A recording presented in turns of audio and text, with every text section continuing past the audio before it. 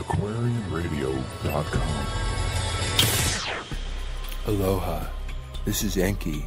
You know me as Aquarius, and this is our age, the Sata Yuga. Time to celebrate with us. We have programs on all chakra tantra, love styles and relationship choices, counseling strategies and techniques that you can use at home. We have extraterrestrial radio where we deal with alienology, paranormal people, and we have an experiencers network. We have a section called Ancient Aliens, and the programs therein are Enki Speaks, Nimma, the Mother of Humanity, has her program, and we revise ancient anthropology. And most important of all, we have peace paradigms, because this is the age of peace. Harmony and understanding, sympathy and trust abounding. No more falsehoods or derisions. Golden living dreams of visions, mystic crystal revelations, and the mind's true liberation.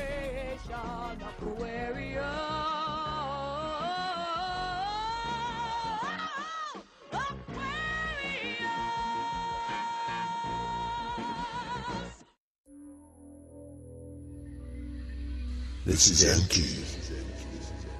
It is I who 300,000 years ago created your race, and 200,000 years ago, it was a lot of fun, made it even better with some of the pretty girls. And it is I who saved you from the flood, and it is I and my beloved Nimma and my son Ningashiga Thoth who are here to help you overcome my runaway son Marduk or Allah, my brother Enlil or Yahweh, and free yourself from all the supposed gods and recognize your own great potential. You have much to teach us, and we, Anunnaki, those of us from Nibiru, welcome full partnership. And here are your hosts, Janet and Dr. Sasha Lesson. Aloha, welcome to Aquarian Radio at aquarianradio.com. Today's show is Enki Speaks. The title of today's show is Nibirans Nuked the Sinai Spaceport, Left Earth to Marduk. This is part 1. This happened in 2024 BC. You can read more on our website, enkispeaks.com. We have the links to the web radio, articles, and supporting evidence with YouTubes. So this is Enki Speaks Radio. This is episode 31 from Tablets 1 and 13, The Lost Book of Enki by Zechariah Sitchin. Today is Friday, February 22nd, 2013. I am your host, Janet Kara Lesson, broadcasting live from Maui, Hawaii. It's been rainy and overcast for a few days here. A little bit chilly. Brr. My co-host is the wonderful, incredible Dr. Sasha Lesson, who is my husband, and he's here with us today, and he's going to tell us a little bit about what has happened so far and where we're going to go in this episode of Enki Speaks.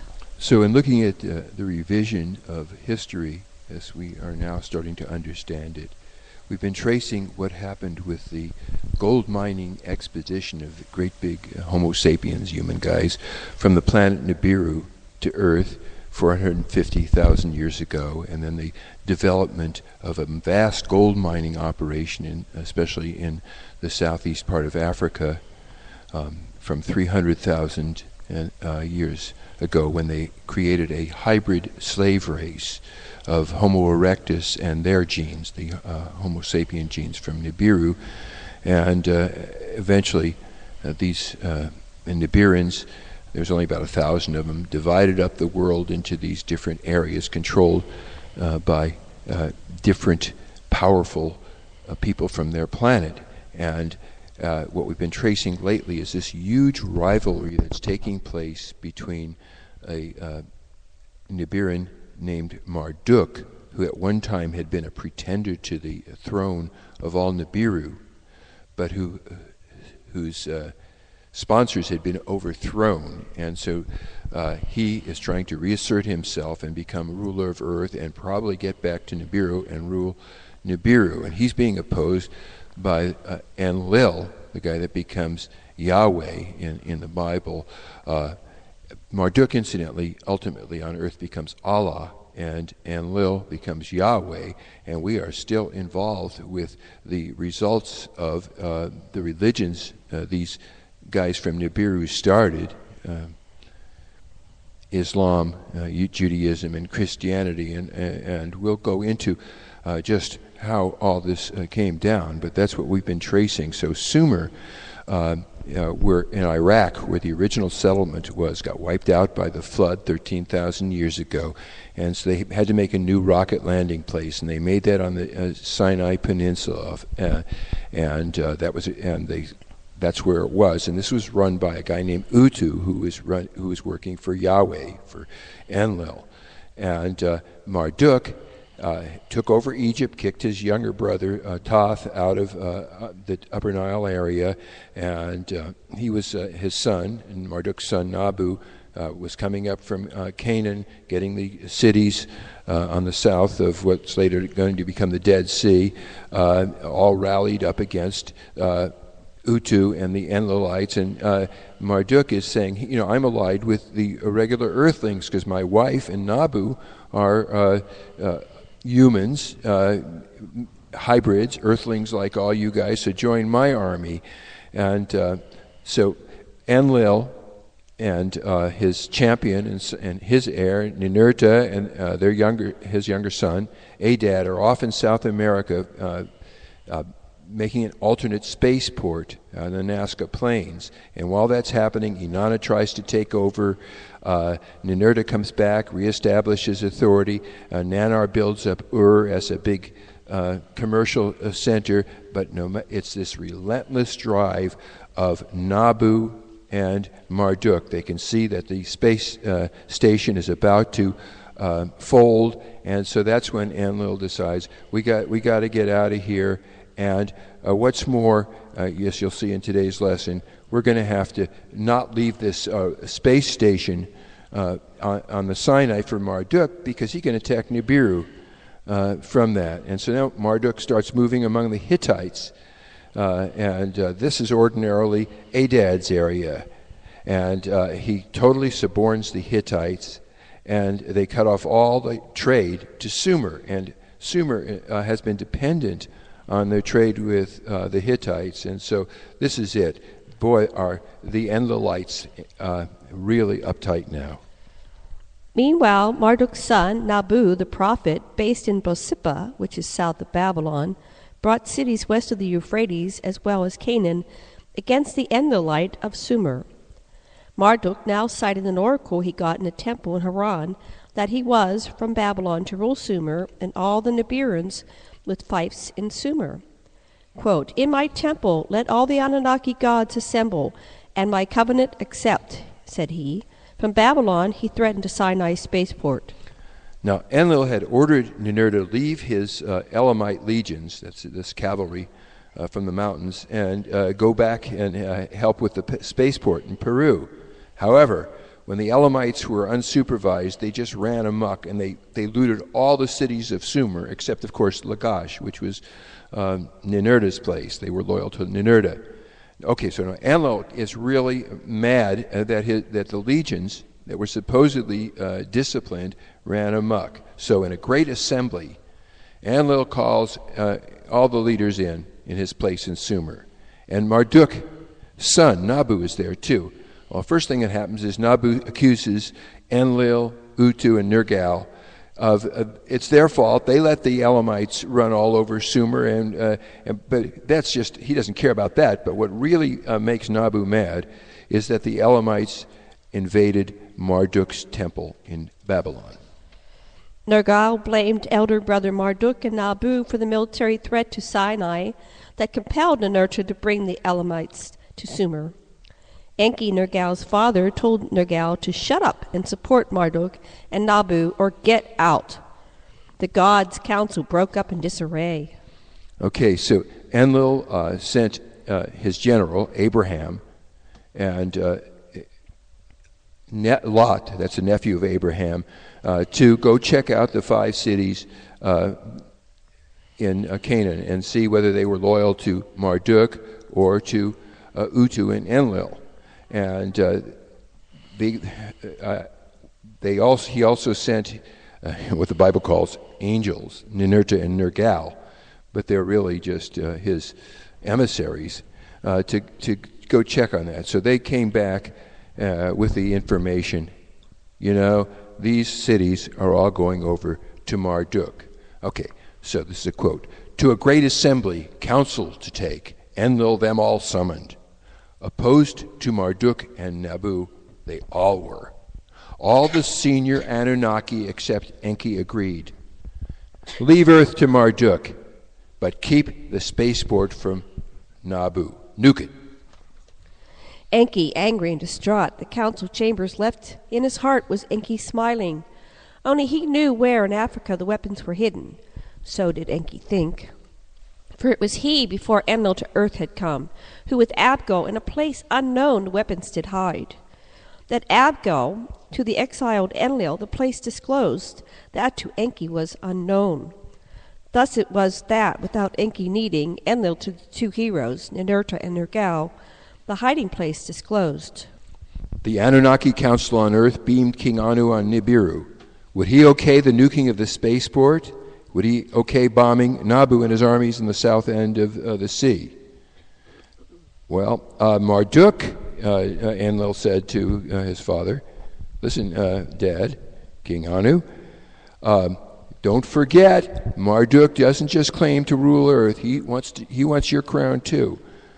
So what do you say, Dad? Should we bomb him? Well, Anu said, bomb. In 2024 BC, Enlil evacuated the Ajiji from the Sinai, then Ninurta attacked. The first terror weapon, a missile which was called One Without Rival, from the skies, Ninurta let loose. The top of Mount Mashu, which housed the controlling equipment, with a flash it was sliced off. The mount's innards in an instant, it melted. Above the place of the celestial chariots, which is the Sinai Spaceport, the second weapon, called Blazing Flame, he unleashed. With a brilliance of 7 suns, the plains rocks into a gushing wound were made. The earth shook and crumbled. The heavens, after the brilliance, were darkened. With burnt and crushed stones was the plain of the chariots covered. Of all the forests that the plain had surrounded, only tree stems were left standing. Now Ninurta and Nergal had warned Abraham and Lot to flee. And the famous story in the Bible where Lot's wife turns back to see what's happening, and she gets vaporized, turned to salt. He get turned to vapor, just like the people in Hiroshima and Nagasaki, turned to ashes. So Nabu managed to get out in time. He got out before the bombing happened. He escaped to an island in the Mediterranean where the people accepted him. Nergal's bombs made the Dead Sea dead. To this day, the water of the springs surrounding the Dead Sea has been contaminated with radioactivity, enough to induce sterility in any animals and humans that absorbed it. Archaeologists say that in 2024 BC, the southern part of the Dead Sea broke out and ran south. People abandoned the area and all life died there. Quote, over the 5 cities, Nergal upon each from the skies a terror weapon sent. The 5 cities he finished off. All that lived there to vapor was turned, salt. Mountains toppled. Where the sea waters were barred, the bolt broke open, and down into the valley the sea waters poured. By the waters was the valley flooded. The place of launching the spaceport obliterated. The mount within which the controlling equipment was placed was smashed. The launch platforms were made to fade off the face of the earth. The plain whose hard soil the shuttlecraft had used as runways were obliterated, with not even a tree left standing. By the darkening of the skies where the brilliances followed, then a storm began to blow. Gloom from the skies an evil wind carried. From the upper sea a storm wind began blowing the dark brown cloud eastward towards Shumer. The death was carried. Wherever it reached, death to all that lives mercilessly it delivered. The alarm Enlil and Enki to the gods of Shumer transmitted. Escape! From their cities the gods did flee. Enlil sent Abraham from the Negev desert on the border of Sinai to the Mediterranean coast, getting him out of the way of the radiation, and also putting him in a place to block the Philistine allies of the Enkiites. The nuclear cloud from Sinai rolled over Sumer. The people of the land by the evil storm's hands were clutched. Those who behind closed locked doors hid inside their houses like flies were felled. Those who in the streets fled. In the streets were their corpses piled up. Everything that lived perished. For the next 150 years, most Nibirans on Earth went first to Adad's spaceport in Nazca, and then in rockets went back to Nibiru. Some, however, dispersed from Sumer and accompanied by their followers to far lands in the far corners of the earth did go. Others remained nearby, rallying their supporters to a renewed challenge to Marduk. Marduk's extended family in northern Sumer, the Aryans, invaded the lands to the east and Europe to the west, conquering humans everywhere and imposing their Aryan supremacy, which to this day persists. Marduk proclaimed Babylon the capital of Sumer, and in 2000 BC he proclaimed himself God of the gods. So we're going to take a little break here, and we will be back and continue with part 2. Thank you for joining us. We'll see you in a short while.